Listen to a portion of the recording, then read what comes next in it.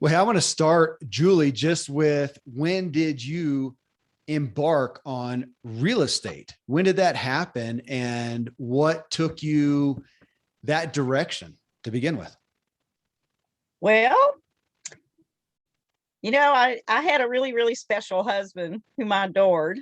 And when he passed away, and that has been getting close to 7 years ago, I had some debt that we had incurred that I needed to very quickly take care of. And I had been speaking and on the road for quite some time. And I knew that there wasn't much I could do to make extra money that would go along with my speaking schedule and travel other than real estate. I had always been interested in real estate. I'd always loved it.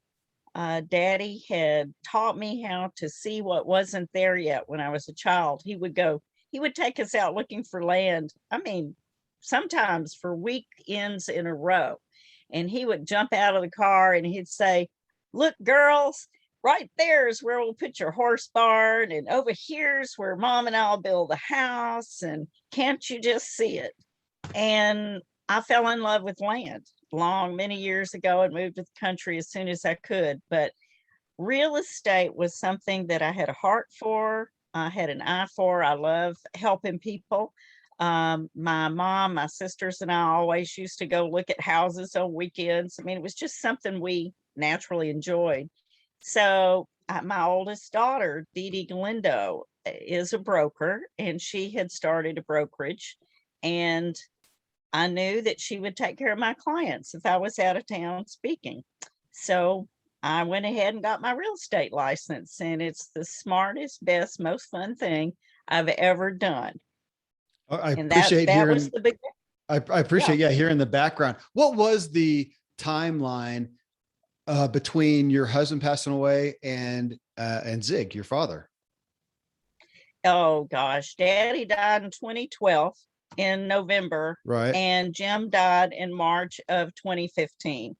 Okay. Because I know you were Yes. traveling a lot with your dad till Yes. up till he couldn't. Then you had your own career, and then you came in Yep. here into real estate. Now, Heather, I'm going to ask the same question of you. Now, I know, actually, I just found out, I didn't realize you guys met in a Ziglar Legacy certification course 7 years ago, and you thought it was the fifth course or the fifth group. I'm sorry, Tom. What group number are we on now with Ziglar Legacy certification?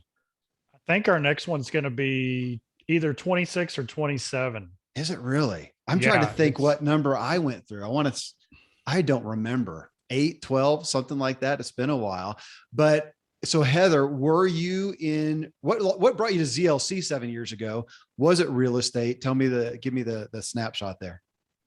Well, I've been in real estate for a little over 20 years now. Okay. And whenever I was introduced to the ZLC, I've had a love for Zig Ziglar my entire adult life. And I had some challenges, some medical challenges as a young woman, and Zig Ziglar, listening to his CDs, I'm going to show my age, his CDs, and listening to him live a couple of times. I had the honor to do that. He had always inspired me. And whenever I heard about ZLC, I wanted to be a part of it so that I can hopefully inspire people as well and carry on that legacy. Well, Tom, you witnessed this this happen. Julie getting into real estate, meeting Heather, who was in real estate, them coming together and them creating what we're going to talk about here with Ziglar with real estate. Tell me about what you saw there, because you said, I want to have them on the show and talk about this. Yeah, Kevin, just a couple of things. I mean, Heather came through our Ziglar Legacy, and we nicknamed that class the Miracle Class because I think, Heather, there were at least 3 people in the class who had life, miracles. They're here because of a miracle, and your story is amazing. And so we got to know Heather and her husband, who just, what a man. I mean, you guys are rocks. And so we've enjoyed that relationship. And then Heather started teaching the Ziglar principles inside of her office, and Julie and Heather connect. and come up with this idea. And gosh, we should do something like Ziglar Realty. What if there was a place where you could turn a house into a home? The people who worked there had balanced success, and the people who were buying or selling knew that it was more than, just a transaction. It was really about purpose. It was about a why. It was about family. It was about all the things that got together. And so we started talking. I'm like, it would be fantastic to be on the Ziglar Show podcast, because the whole world has changed. I mean, we look at the pandemic, we look at people's values, and we realize that what's important today is, I have that saying, I've said it on several shows, the reality of uncertainty and the certainty of mortality. People are really looking for meaning and substance and purpose. And so I look at Heather and I look at Julie. These are women leaders, entrepreneurs, developing and growing themselves, organizing and growing a team, serving their client base, expanding into new markets. I know, you think of Ziglar Realty, I just think of Texas, but you guys, you've got Maine, you've got places all over. And so my thought was, Kevin, we got a great Ziglar story here. We got two women doing it for the right reason, growing and developing other women and solving problems at the same time. What a great show. Well, I agree. And it's also appropriate since it seems half the country is either moving to, in my world, it's either Texas or Tennessee. Everybody's moving, especially out of California. And it is, literally Texas and Tennessee. Though the real estate market, I'm up here in Colorado, at least where I am, there's literally no homes available is what everybody's saying. So I guess we're fairly popular, but not quite as much there. So Cindy, I mean, obviously, Cindy, listen to that. I'll delete that out. Julie. Okay. Julie. So Yes. Here you are growing up in Ziglar, you're working within Ziglar and speaking and doing what you're doing there. When you come out here to start in real estate, was it your first, solo endeavor in essence, and the first chance to say, okay, now I'm going to take all these principles I've been living amongst forever and come over here and apply them in real life where the rubber hits the road? Yeah. It really wasn't my first endeavor, Kevin, because I've been in so many different types of business, but especially sales-based businesses. So I was using Dad's sales principles years and years ago. And I did other things also while I was doing all of Dad's editing. I've just always had my hands in a lot of things I enjoy. So it wasn't the first, but it's the first really structured business with partners. And we have a 3-person partnership because my eldest daughter, Dee Dee Galindo, is our co-broker, and we're all 3 equal partners in this business. And Dee Dee is kind of more specialized in property management right now and investment properties, which of course we're involved in as well.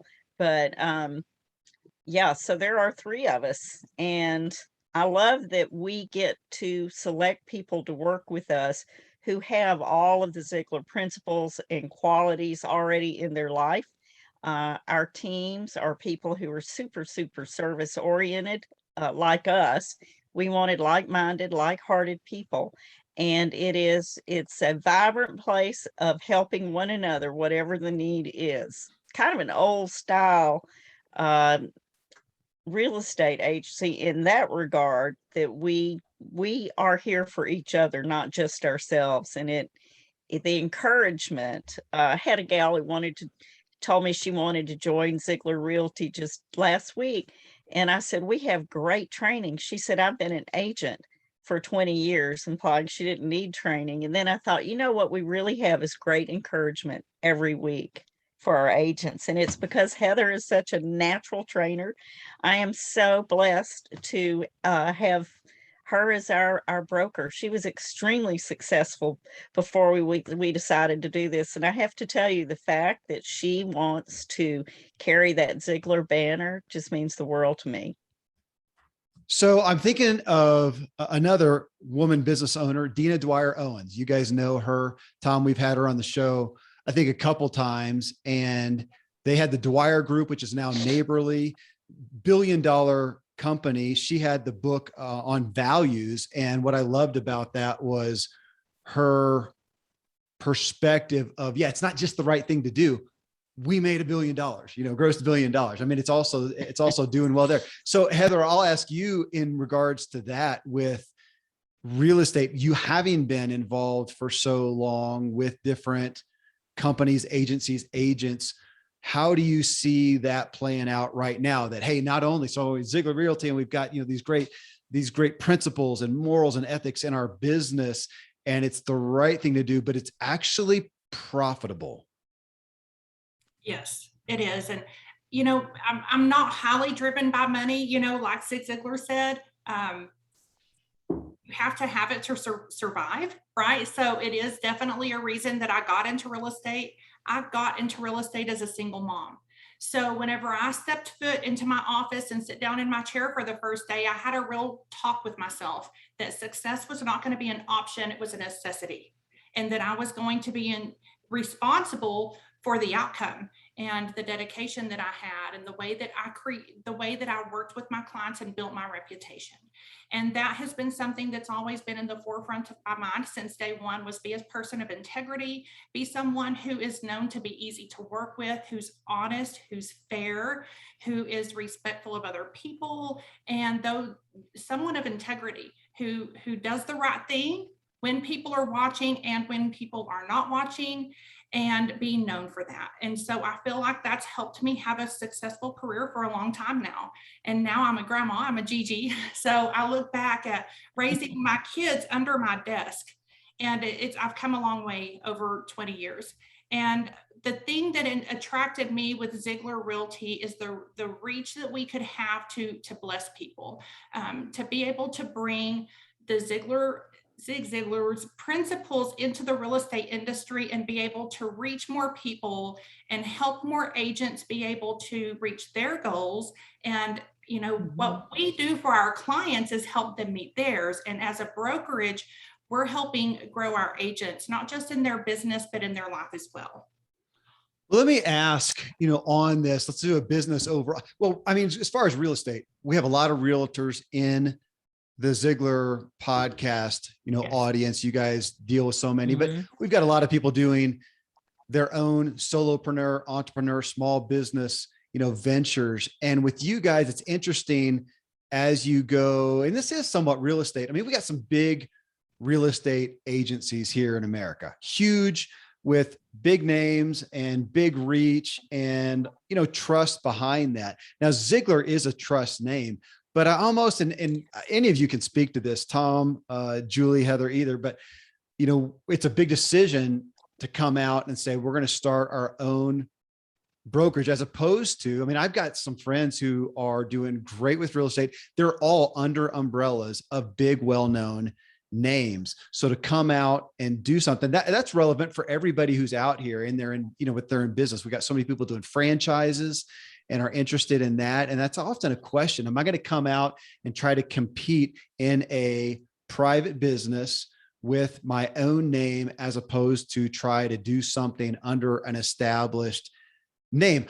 I think my question is, what brought you to do that? And what would you say to people who are looking at that question? What are the questions you bring up to help decide where you're going to be best set to go?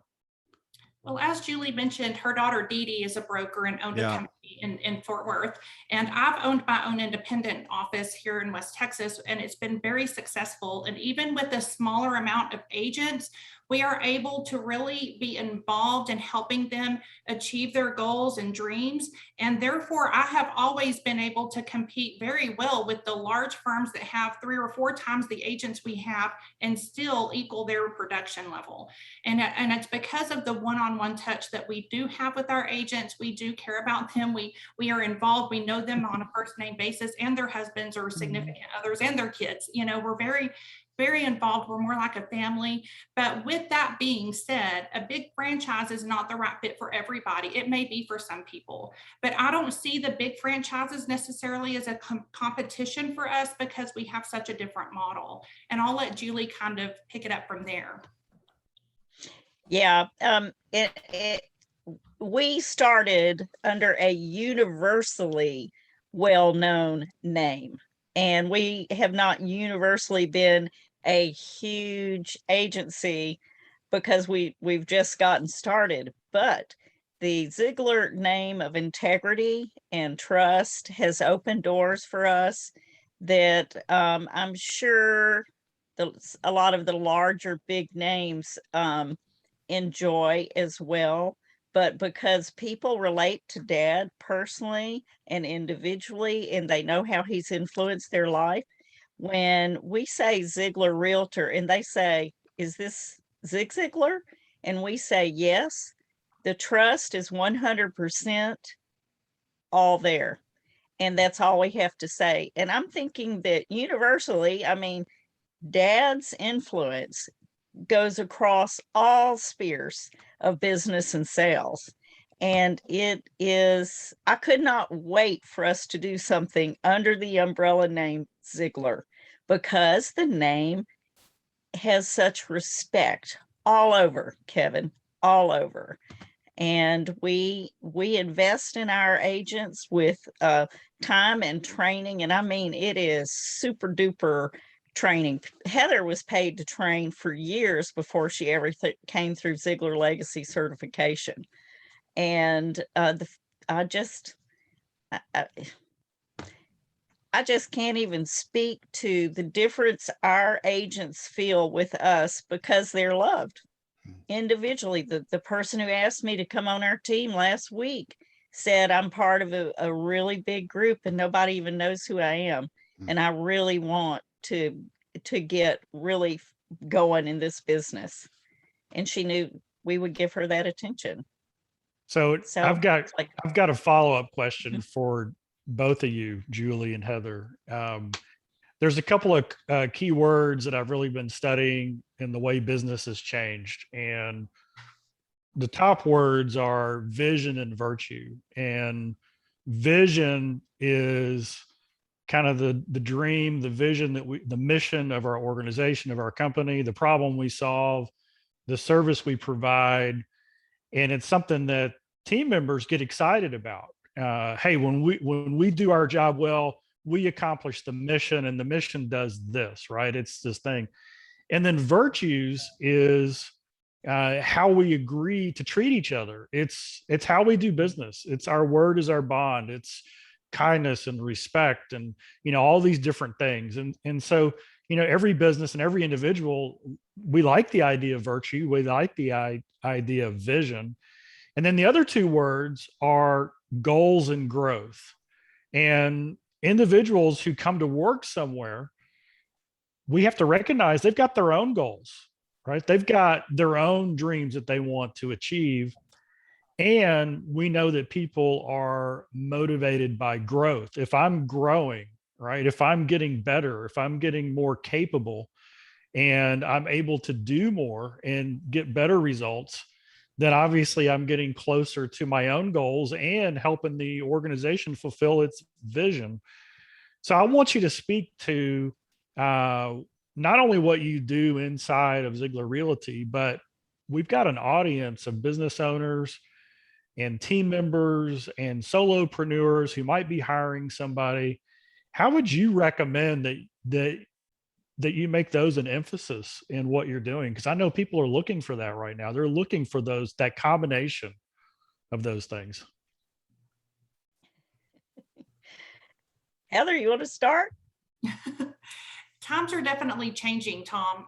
We've seen it more than ever over the past couple of years. And we actually launched during COVID, like right after COVID became a thing. We launched during COVID, which was really interesting to look back on now, but it was actually a really good time because things were changing anyway. A lot of things were changing for people.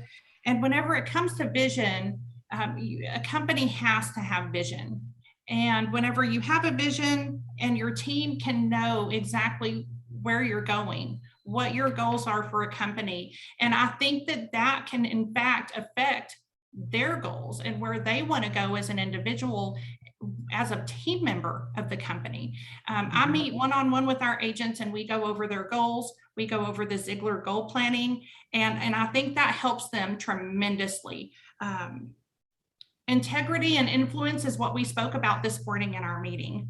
And I think integrity is so important whenever it comes to hiring an individual. And I'll let Julie talk a little more about that later, but all of our agents have integrity and they have different goals and dreams than we do as a company. But at the end of the day, we all get there with the same way, with the same principles. I think that's what's really important whenever it comes to me as a leader with the company and a broker with the company, is making certain that we all have the likeness of the same principles and values, even though we may end up in different directions with our different dreams and goals. Well, let me ask you, Julie, how that translates to the people you work with, because it's one thing to say, okay, these are the agents, these are the people that I'm hiring, the teammates I'm working with, even the other people you're working with, the title companies and the lenders and the appraisers and whatnot. You get to choose the team, at large, even outside of your walls, that you get to work with. But then there is the prospect that comes in, sits in front of your, or you talk to online, or they sit down in your office, or you jump in the car, with them. I would think that there's an aspect of the name, as we've talked about, the branding, the positioning, that's going to filter the type of person you're going to get in that, get in front of you. But is it something, have you ever gone so far as to weed out even some of the people that you're working with, because you realize this is, nothing against them, it's not the type of person I want to spend my time working with? Kevin, in regards to that last question, interestingly enough, when you have a company that's based on truth and integrity, those individuals who may not be a fit, they weed themselves out because they don't feel like they should be here, because we are so based on trust and integrity and being the kind of people that people like to see coming.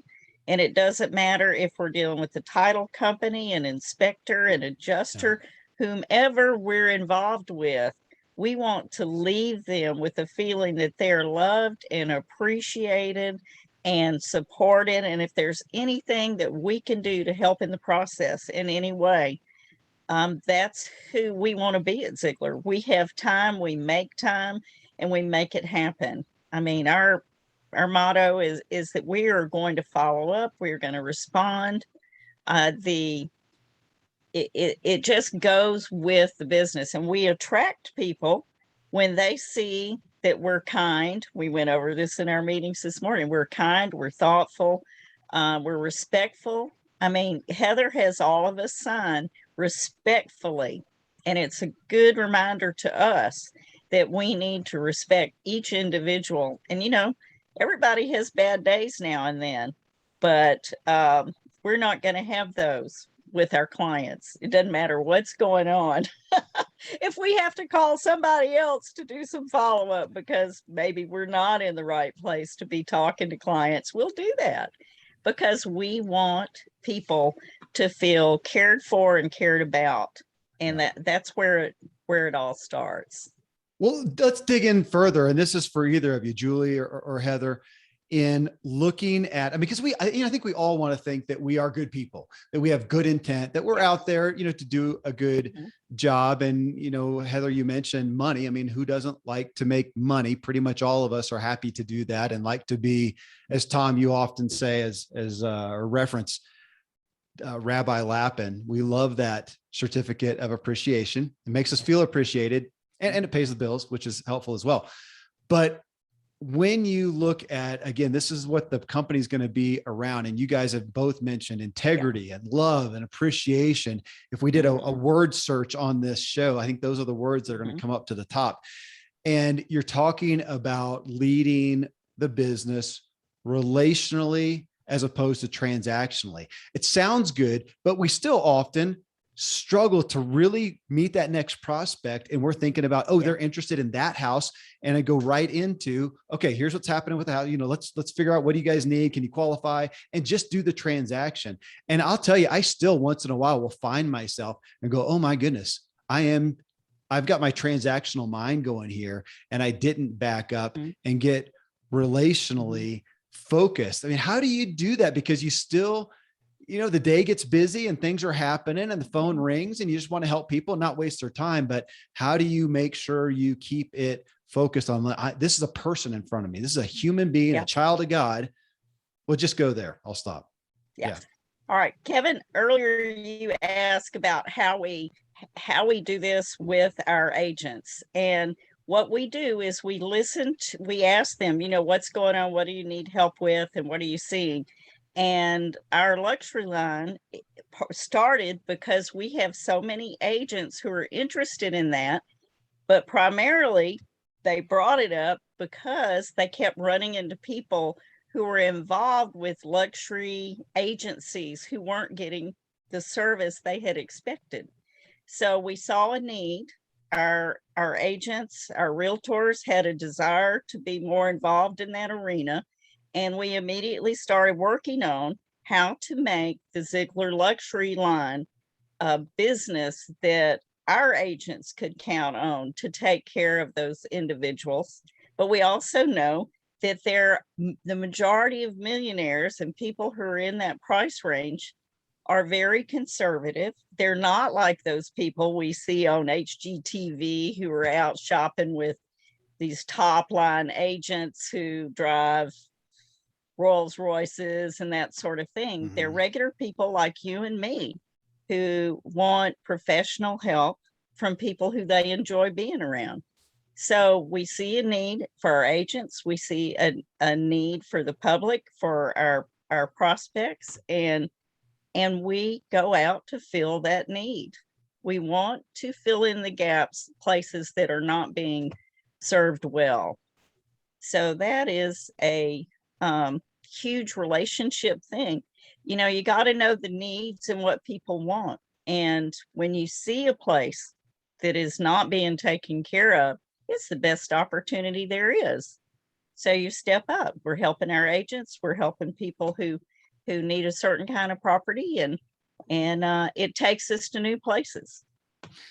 When we talk about coaching, which Tom and I talk about a lot, and I'll often hit up against the people who are trying to promote themselves as a life coach. I think that's difficult because it's so broad as opposed to being specific.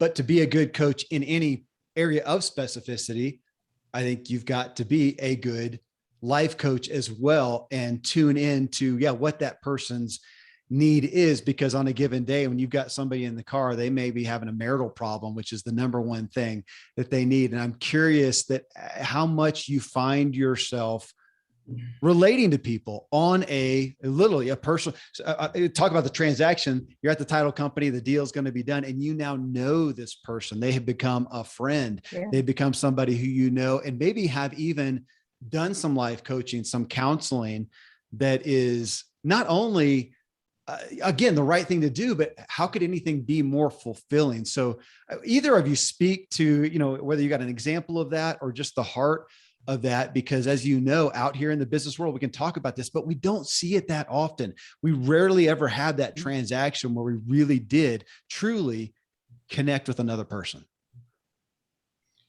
Yes, you're absolutely right, Kevin. Whenever it comes to whenever someone needs marriage counseling, they don't want someone who is a counselor for alcohol and drug. They need someone who specializes in marriages. So we have agents who do specialize in different areas of real estate. There are so many areas of real estate. We don't just sell homes. We sell commercial properties. We sell industrial. We have farm and ranch. We have our luxury line, investment, multifamily, and not everybody is specialized in those areas, but we do have agents who are qualified to be able to represent a buyer or seller in those specific areas. Now, to talk about the whole relationship part of it, we are in the relationship business. And anytime we lose focus of that is when we're going to struggle in real estate. We simply are there we provide the American dream. And it can be really easy for us as agents, and we're struggling many, many different transactions. It could be very easy to lose focus of that if you're not aware of it. We've got to be aware and we try to make every client feel like they're our only client. And at the closing table, it is definitely something to be celebrated because we're creating the American dream, right? We're delivering the American dream. We're helping people be able to close on a home who maybe thought they would never be able to own a home before. And it's so very exciting to be able to be a part of that and service that. And yes, you're right. We have made friends. We make friends with most of our clients because, as you know, a real estate transaction doesn't happen in one day. We're going through this.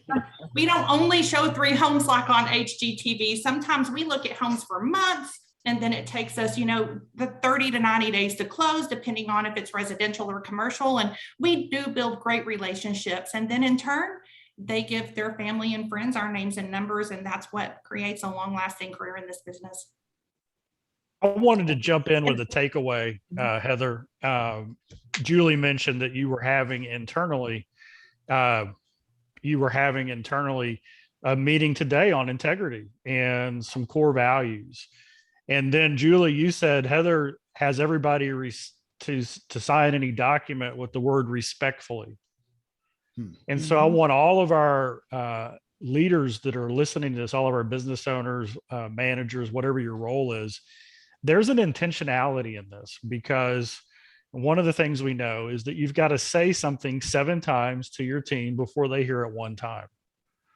And when we have milestones and markers around what's really important, then that allows us, it's a boundary that says that's important. And whoa, if I feel myself getting close to that boundary, I can pause, I can back up. And so I just want to say that reminded me, Kevin, of our conversation with Dina Dwyer Owens, where one of their corporate practices is whenever they have 2 or more employees in their meeting for any reason with a prospect, with a vendor, they start the meeting by reciting the mission, vision, and core values of the company. They tell their vendor, hey, these are the virtues that we live by here, and we want you to hold us accountable to this. And so it's a very, very powerful thing. And today, when so much is up in the air, when so much is uncertain, I think this is just, the intentionality is so fantastic. And I want everybody to hear this.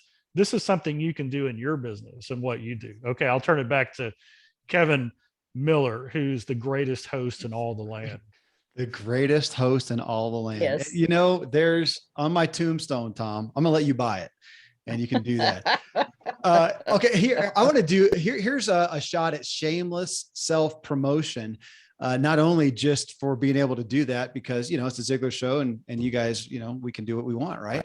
But also just to hear people and hear the perspective and the ethos of the business as you're reaching out. I mean, so you guys are in Texas, you're obviously reaching outside of that. We've got a lot of people in real estate. We've got a lot of people who would be interested in doing that. So I'm just going to open that up for pitch me on some shameless self-promotion of Ziglar Realty. What do you guys need? Here it is. What we need as we're expanding into other states, especially the luxury market is pulling us into places where people want us to help. And so we're bravely going forth. But what we need in those states is we need buyers reps to go in for us when we get these calls. And we have so many Ziglar Legacy certified trainers who are already agents. They would be our first priority because we know they have already been checked out by Laurie Majors. And if you get the you're okay from her, you're good to go. So we know right away those are our kind of people. But we have a special arrangement with an agent who's with our property up in Freeport, Maine, and she'll be happy to go and show if we need her to. And we want those special relationships with people in every state that we're going into. We're looking into Atlanta right now. So this is growing. And if there are agents who want to be involved with a company like ours and get the training that we give and just have the integrity of the Ziglar name, I'm not ashamed to say, we know that we have a great company. We've been profitable since the start, and it's just a blessing. Heather, what would you say? It is such a blessing. It was a big decision to take my own name off my sign and replace it with the Ziglar name. It was a big decision for my husband. Tom, you mentioned Kit earlier, and he and I are both full-time in this business. And it was a big decision to remove our name off a sign because we've worked for many, many years to build a reputation attached to that. But whenever I prayed about it, and I thought, wow, if I'm going to replace it with any name, it wouldn't be anything but the Ziglar name, right? Signs in the yard, because it is a name that represents integrity. Never in the entire history of real estate that I know of has a real estate company launched and millions of people already know the name, and not only know it, but it's attached to trust, it's attached to integrity. And Julie and I are definitely excited to continue that legacy of trust and integrity into the real estate industry with Ziglar Realty for our clients and for our agents and for prospects who are considering buying or selling in the future. We are very intentional with that. We're very intentional with our principles and our values. And you mentioned earlier, Tom, all of the team who gather around us, all of our vendors, appraisers, insurance companies, inspectors. We have all of those people join us in our meetings, and we have had them cry through inspiration that we share with each other, through praying with each other through difficult times. And they are really touched because it's unfortunately rare in business nowadays. I want to ask about this. In real estate, we talk about, we have a lot of realtors out there. We have a lot of people who may be interested in that. And it's, Julie, you shared at the beginning of what, it was the influence of your dad, of Zig Ziglar, and his love of real estate that kind of got you steer that direction. And then you realized that you had an appreciation for it as well. Hit on that a little bit with people who are considering real estate. It is one that has a lower barrier of entry to get into. It can be enticing. There's a thought of getting started fairly quickly. And we got a lot of people who go into it. And I've seen a lot of people go into it that should not have gone into it. And yet there may be some other people who are missing out on there. So hit that a little bit, not only as it's relevant to real estate specifically, but as into any field that we tend to go into and go, it's kind of interesting. And we don't always audit ourselves and what the role actually entails to discern, is this really a good fit? Well, I can tell you personally that the people who have the most success in this business are the ones who are interested in helping other people get everything they want in life. And that's the truth, because if you're not service oriented and if you don't care about the individuals, you're just not going to get the referrals. You're not going to have the same results. You're not going to have the stick-to-itiveness you need, because, there are all kinds of people. They're nervous people. There are people who maybe are a little rough around the edges and not so easy to work with. And you need to be the kind of person who can separate, their emotional stuff going on from what your job is. And that's to help them get what it is that they want, and to be kind and to care and to be respectful. And if you are not a service heart, a person who enjoys doing stuff for other people to start with, I would tell you, don't get in real estate, because it is a 100% people relationship business. And if you don't enjoy being with people, you will not enjoy real estate. Would you agree, Heather? Absolutely. Yes. Yeah. Yeah. And Tom, as we've talked about, we keep hitting on, again, the word integrity, the word trust has come up. Maybe just anchor us here with the power and the opportunity of that here we all are in whatever vocations, whatever business, whatever jobs that we have out there. And I still feel like we as a culture are not taking the gravity of doing what it takes. Not just you and I did a show on it. I cannot recall the episode and even what the title was, but as we all know and speak to integrity and trust, we don't always know what things we need to do to make sure that that is communicated out there. I think that I'm trustworthy. I think I have integrity, morals, ethics. I think I'm a good guy to work with. I think that I have your best interest at heart. And yet I can totally fail at making sure others feel that about me, especially if they don't know me, on my website, business card, whatever I'm doing to promote. And so we talked about that so much in this show. And yet we know that people aren't getting the benefit of that. And I even think of your buddy, Bob Bodine, and the power of who we associate with, of who we let ourselves be known as personally, and again, being connected with people. And we've talked about the connections here so much. Speak to that to some degree, because I know we have a lot of folks who want the benefit of being trustworthy, having integrity, and yet they're not getting it because they're not communicating it well. Yeah, and I'm going to take a little bit different tact on this, and I'm going to talk about 3 other words: despair, engagement, and well-being. And what's happening right now is there is a huge sense of burnout in the world. I mean, people are just burned out. We're burned out from the COVID on again, off again. We're burned out in our jobs. We're burned out. And so what's essentially at the core of that is that people get wrapped up that really I'm just a number. You know what? I just go in and I get on the gerbil wheel and I'm a number. And if I don't produce, then I'm not worth anything. And of course, Dad created the core philosophy of you got to be before you can do, and you got to do before you can have, which means you got to be the right person, do the right things, and then you can have all that life has to offer. But our culture says that our value comes from what we do and what we have, right? Just meet people you haven't met. And what's the first question? What do you do? It's like we share with them what we do. And so this burnout creates a despair. And now the world is saying, wait a second, we don't want burnout. We want people to get joy and fulfillment and purpose in the work that they do. And so they think it's all about wellness and well-being. And so more and more people are wanting flexibility of time. They're wanting to, focus on their health. They're wanting to build relationships outside of work. But that doesn't create engagement. So if your company is saying, hey, the way we're going to create engagement in the company is to really support the well-being of our people, you're going to miss it.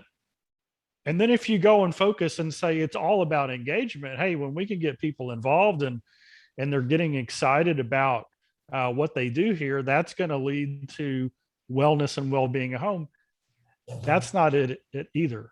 And so when we talk about integrity and trust, I really love, and I say this probably every time I talk, Rabbi Daniel Lappin said that the opposite of depression is not happiness. Yeah. The opposite of depression is purpose.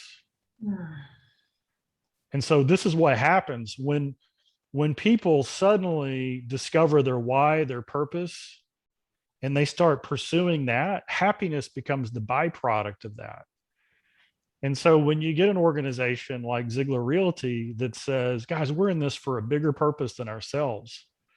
And you have a bigger purpose even than working here. And part of our purpose is to love each other and to build relationships with each other. Well, here's the reality. And this is where trust comes in. Can you have a good relationship without trust? No, you can't. It's impossible. And trust is the byproduct of integrity.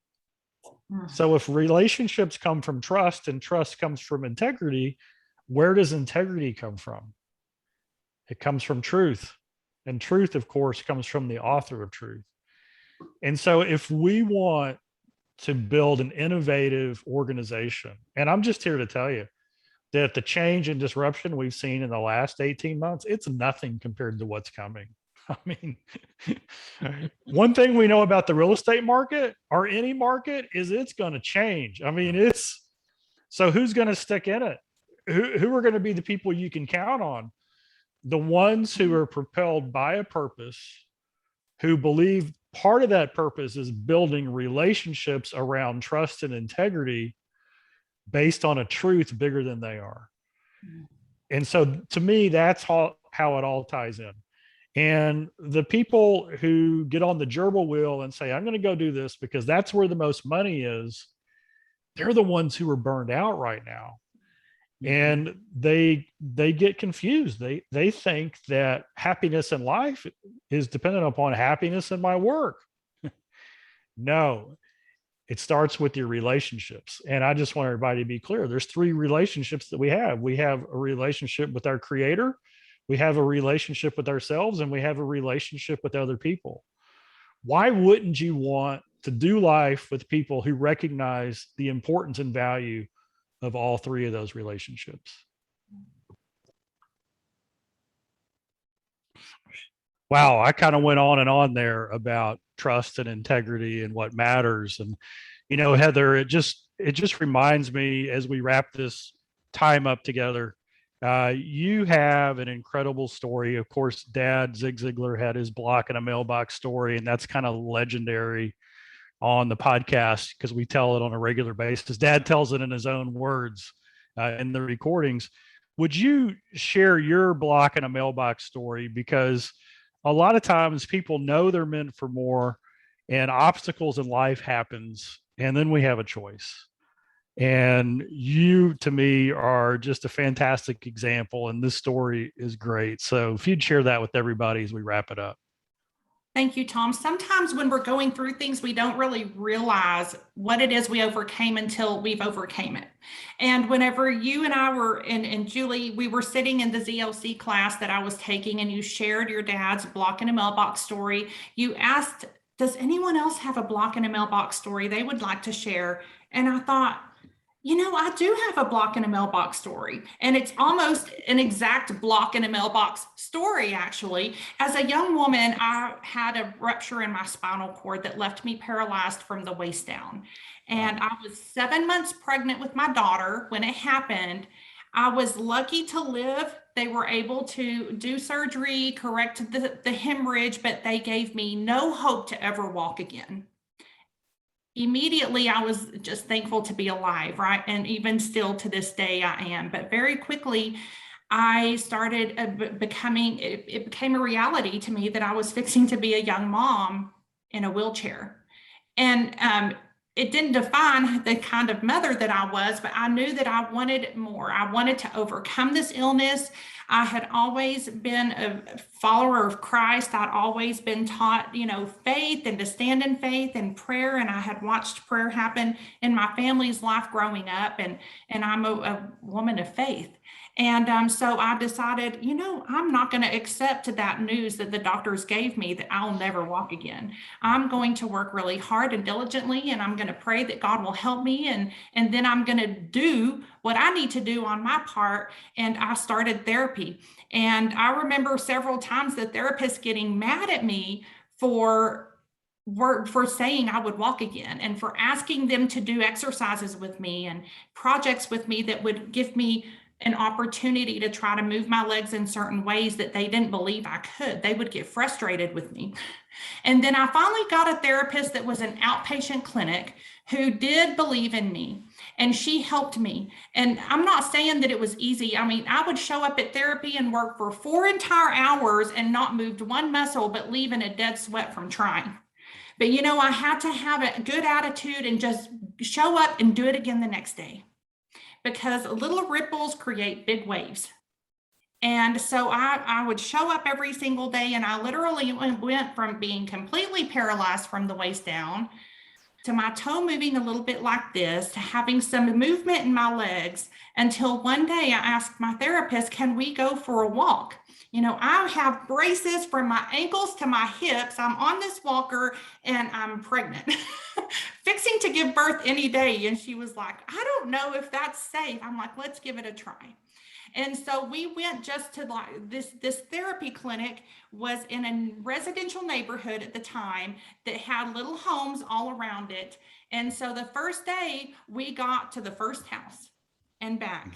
But then the next day we got to the next driveway or mailbox and back until we finally made it to the end of the block. And then a few weeks later, we made it around the block, and we would literally add a mailbox and a driveway each day until we made it all the way around the block.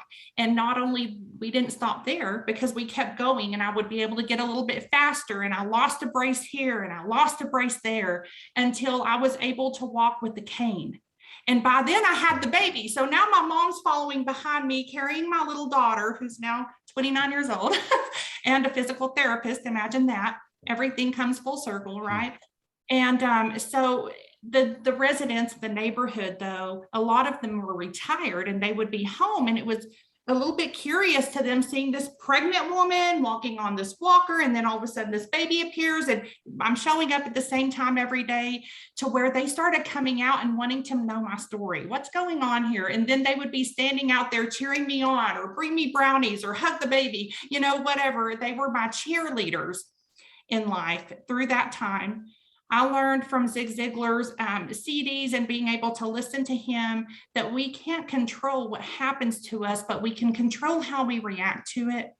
And I also learned that what we put into our minds is going to be the outcome that we get. A lot of times, if we just stay positive, if we're consistent and think positive thoughts, surround ourselves with people who are going to encourage us, and know that little bitty ripples create big waves.